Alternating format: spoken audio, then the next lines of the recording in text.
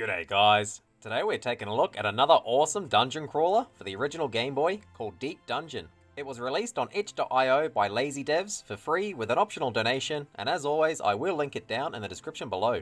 The game can get quite complex at times, so it's recommended to also skim the manual, which is available on the same download page. When starting the game, you're given a choice of difficulty, with higher difficulties limiting the amount of rerolls for your character, the amount of gold you start with, and also the minimum stat level when creating your characters, which can go into the negative on hard.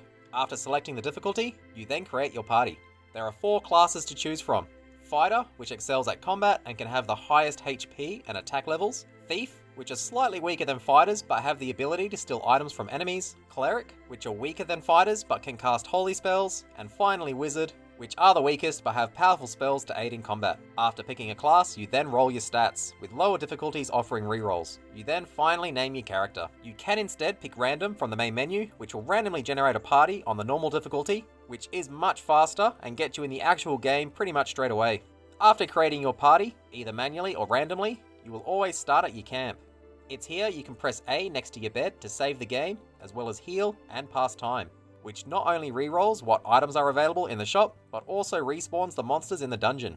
Exiting the camp to the south brings you to what the game calls the overworld, where you can open the shop, go back to the camp, or enter the dungeon. The dungeon is randomly generated once when starting the game, and seems to stay the same once generated. Starting a new game will obviously generate a new dungeon. Inside the dungeon is where you're going to be spending most of your time. There's not only enemies and traps, but also locked doors and chests requiring keys. Stepping on the same tile as a monster will start a battle similar to Final Fantasy, where you can either fight or run.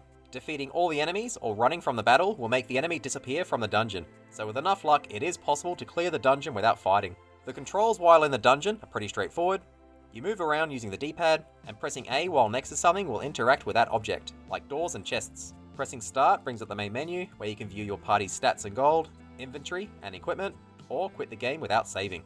If one of your party members faints during battle, you are able to revive them during battle using a holy symbol.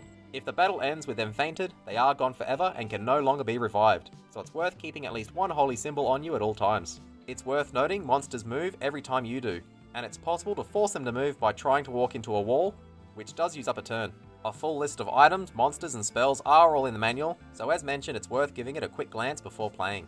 Overall, this is a very impressive dungeon crawler for the original Game Boy with tons of replayability, and I would highly recommend checking this one out if you're a fan of classic RPGs or dungeon crawlers in general. I think that'll do it for today. If you have any questions or comments, let me know down below.